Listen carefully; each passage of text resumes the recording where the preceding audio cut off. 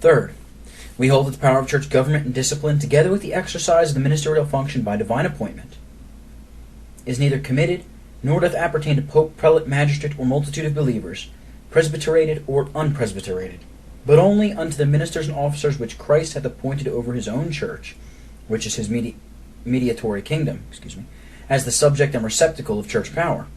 and say that believers are the end of church power, and the object thereof, or the party to be governed, but not the subject or governors, or in any measure endowed with that power of themselves, either formally or radically. Fourth,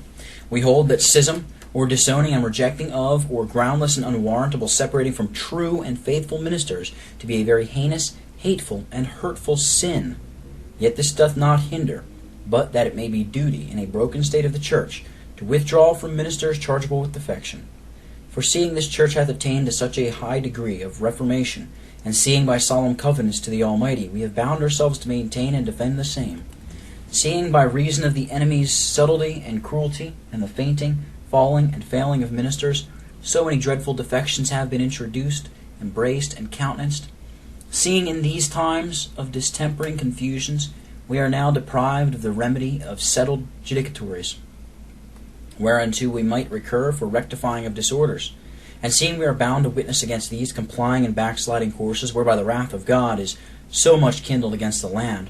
therefore we hold it as our duty that when a backsliding or defection is embraced, avowed, or obstinately defended, in such things as have been reformed, either expressly or equivalently, especially being witnessed against doctrinally, and further confirmed by other testimonies, we judge it lawful, reasonable, and necessary, in a declining, backsliding, and troubled state of the church, to leave that part of the church which hath made such defection, whether ministers or professors, as to a joint concurrence in carrying on the public work, according as it is given in command to Jeremiah, in Jeremiah 15, verse 19, quote, "Let them return unto thee, but return not thou unto them," unquote. And to adhere unto the other part of the church, ministers and professors, whether more or fewer, who are standing steadfastly to the defense of the Reformation, witnessing against others who have turned aside and declined therefrom, until the defections of the backsliding party be confessed, mourned over, and forsaken. This is no separating from the Church of Scotland, but only a departing and going forth from her sins, backslidings, and defections, as we are commanded by the Lord. But considering how this course of defection and revolting from the Lord hath either been carried on and complied with, countenanced or covered by the most part of the ministers of the Church of Scotland, whereby the prerogatives of Christ have been surrendered, and the usurper established in the peaceable possession of his royal throne, the privileges and liberties of his kingdom, the purchase of his blood, transmitted to us through the many valiant witnessings of our worthy ancestors, abandoned and yielded to the most declaredly stated enemy to Christ that ever was engaged in opposition to him, and whereby the holy ordinance of the ministry is so much wronged, corrupted, and perverted, and such indignities and affronts given unto Christ, the giver and granter of their commission, and ministers themselves made contemptible before the people, we declare our backsliding against all compliances, defections, backslidings, turnings aside, prejudices done to the work of God by the ministers of the Church of Scotland. Howbeit, as we acknowledge to the Lord's praise that there have been faithful ministers in this church from time to time, who have valiantly, zealously, and faithfully wrestled, contended, and witnessed against not only the heinous indignities done to their princely master by the open and avowed enemy, but also the wrongs done to his cause and kingdom by the compliances, defections, and lukewarmness of other ministers. So we mention not these things to reflect upon the holy office, or from any prejudices at their persons, neither to justify ourselves, but to show our respect unto and esteem of the holy ordinance, to clear truth, and to vindicate the cause. Therefore we must testify against these great defections of many ministers, that is, in the first place against that concurrence given by many ministers to the treaty of Breda for bringing home the king, after many discoveries of his treachery and inclinations to tyranny, notwithstanding of many seasonable and necessary warnings of the General Assembly to be very wary and circumspect and trusting when treating with him, against their falling upon public resolutions, even when our church had arrived at her highest pitch of reforming, and fainting of others, and forbearing to give faithful warning of so great and dangerous a sin, when some, for their freedom and faithfulness, were suspended from their ministry against their compliances with Cromwell, against not standing for the intrinsic privileges of the church, in protesting against that heaven-daring usurpation of dissipating and dissolving all the church assemblies and free courts of Christ.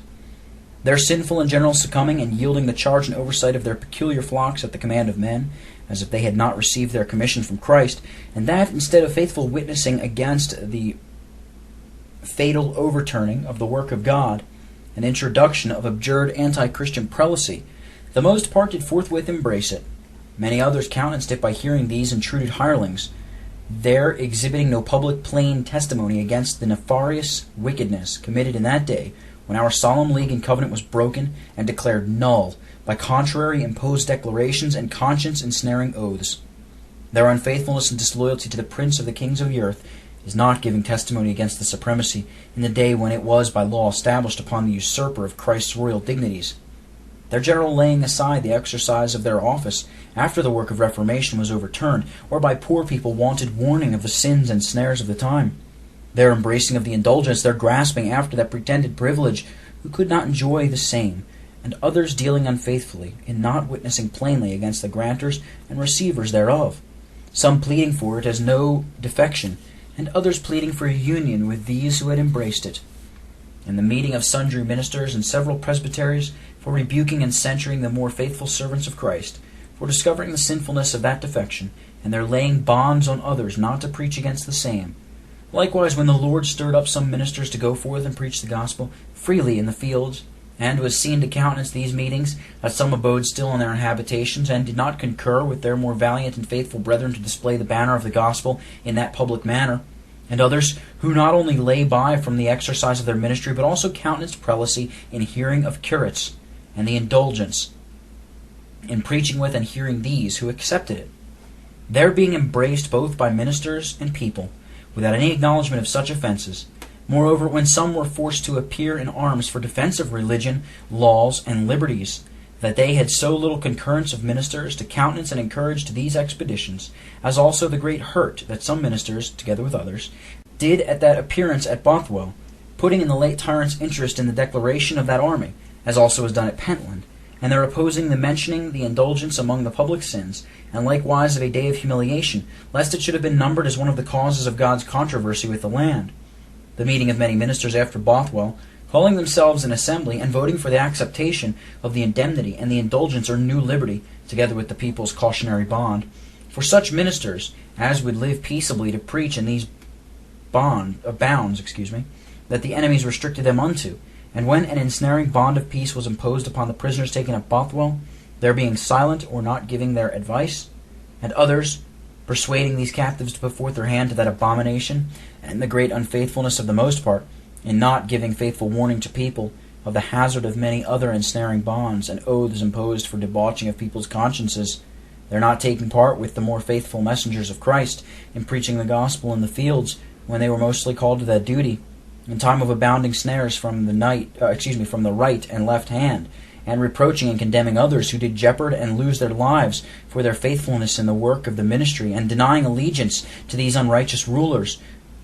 some leaving of the land, when they were mostly called to stay in it to discharge the duty of faithful watchmen, and their long-continued silence, in not giving the people faithful warning of the snares and abominations of the time, when enemies were most cruelly pressing for compliance and passing through with circuit courts of unparalleled inquisitions.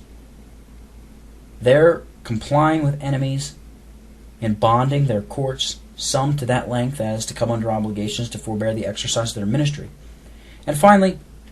the concurring and joining of some with confederacies and associations as did open a door for the introduction both of malignants and sectaries contrary to our covenant engagements. But as we desire to mourn that these things should be mentioned, and that we are necessitated to make such a sad and unpleasant rehearsal, so also we desire that what particular steps of defection may be there more indefinitely proposed as to the ministers may be understood only of these to whom they are duly applicable,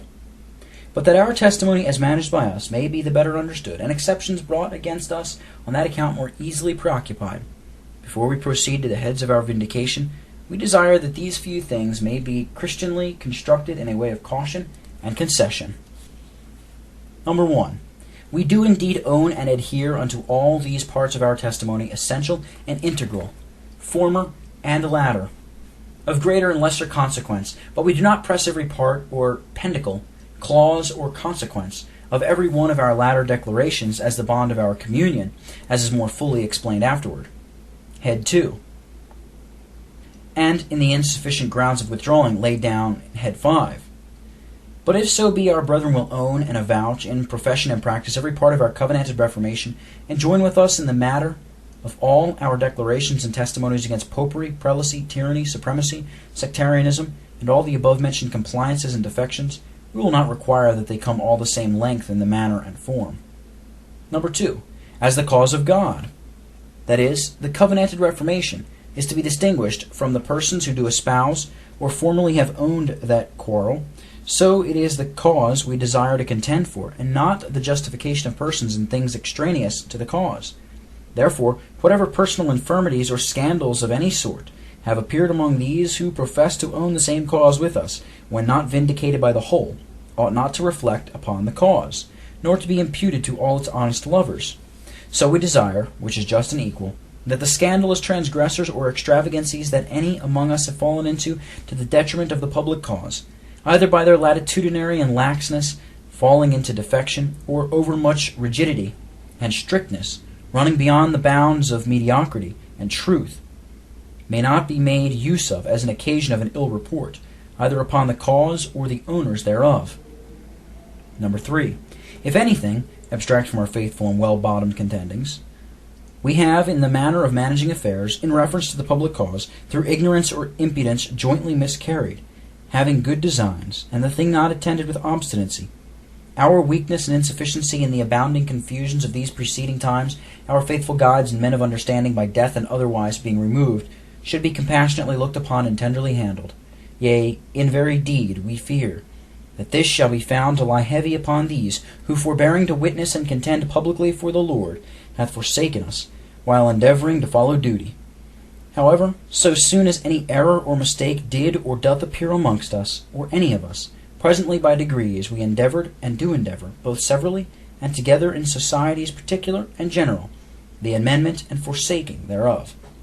And albeit possibly our method in rectifying some disorders, while the matter at first was proposed to consideration, sometimes was not desirable, yet it was and is our work by peace and peace to attain unto a more exact manner.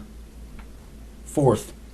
Whatever may have been our miscarriages, this is our sincere and professed design, purpose, and resolution, to lay out ourselves to the utmost of our power, according to our places and stations, for promoting and propagating the work of reformation, closely adhering to our worthy reformers, and those who have constantly walked in their footsteps, steadfastly wrestling against the corruptions and innovations of the times, continuing successively the testimony for the Reformation, and that our study is to keep ourselves unpolluted with the abounding abominations of this our day,